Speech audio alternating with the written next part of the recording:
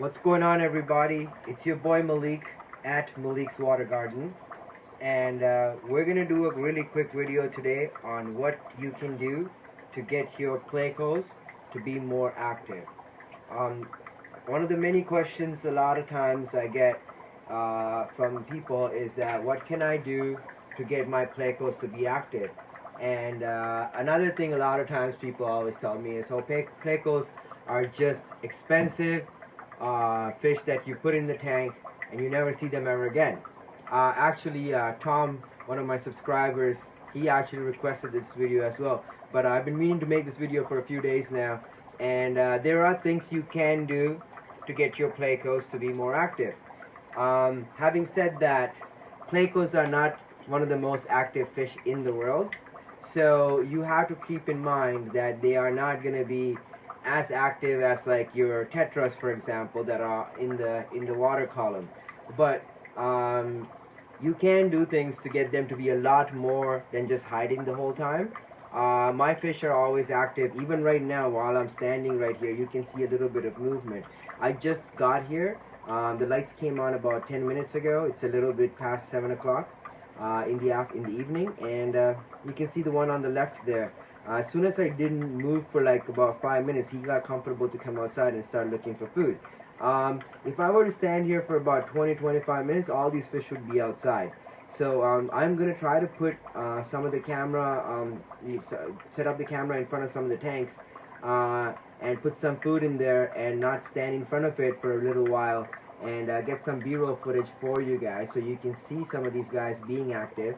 We're going to talk about what we can do to get them to be active. So if you haven't subscribed to the channel, please subscribe down below and hit that notification icon for videos like this, as well as updates on these particular fish as all the other fish in the fish room.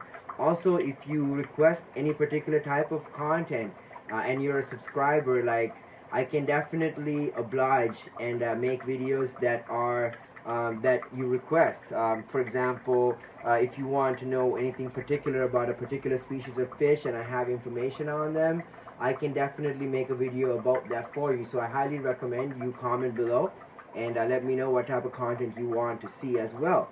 Having said that, let's look at some of the things you can do to get your fish to be more active. One of the main things I find is that the more natural the environment is, the more comfortable the fish are going to be. This is something I've actually heard from somebody else, and it is basically the person says always, the quote is, be the fish. So basically, imagine if you were one of these bottom dwelling fish and there's no other fish above you and there's nothing else going on in the tank. The reason for that usually in nature is because there's a predator around. So if the fish above you are not moving around, the Plecos are definitely going to hide because they think there's a predator around. So having dither fish in the aquarium is definitely tip number one, I believe, for getting them to be more active. If you have any type of small fish in the tank with your Plecos are going to be way more outgoing and active. That's going to be a very big sign for them to know that for them to feel comfortable and safe to come outside. So definitely having dither fish is a plus. I recommend all types of small tetras are good, guppies are good, you know, all these other small fish that take up the top part of the water column, definitely helpful. In the same realm, having Corydoras in the tank definitely seems to make a huge difference in the outgoing characteristics of even the wild-caught Plecos. I have a group of butterfly Plecos. I'll put some videos of that, L015s, and the minute I put the group of Corys in there, they became way more active and outgoing.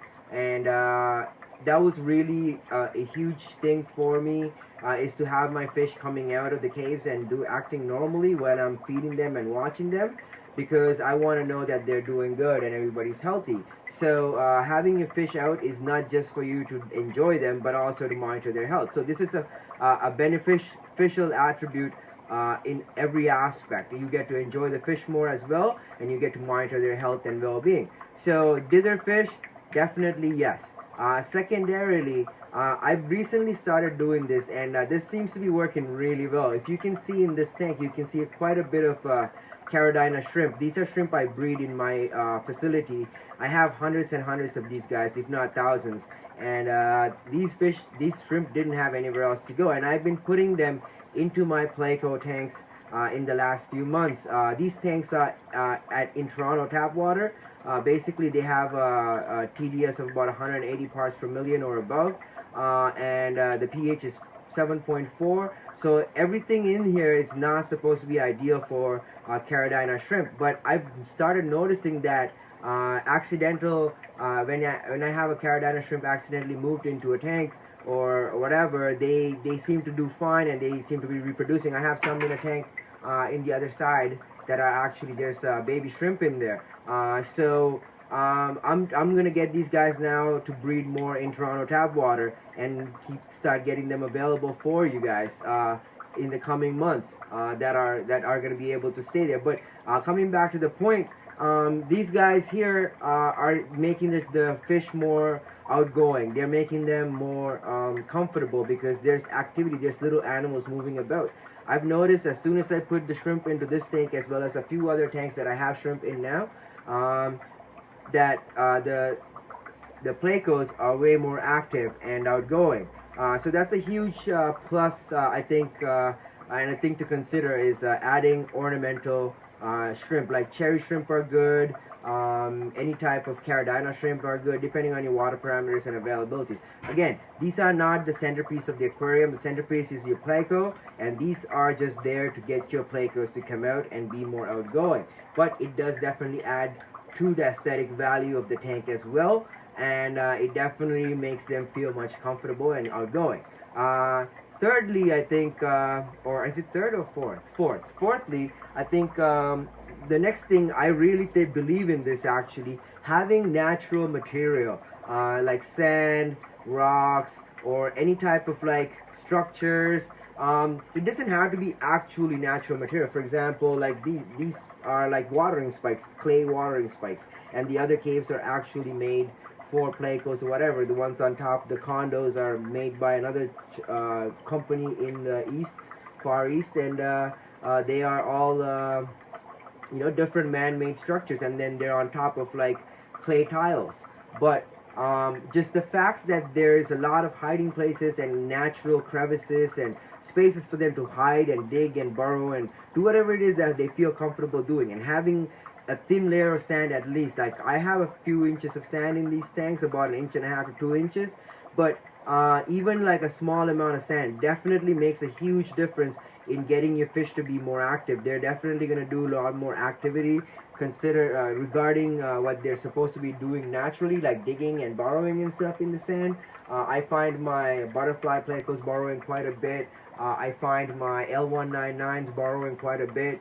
I find these guys don't really burrow, but they do dig the sand up quite a bit in the front, here and there. You can see there's areas where there's like crevices and stuff that they've dug into the sand.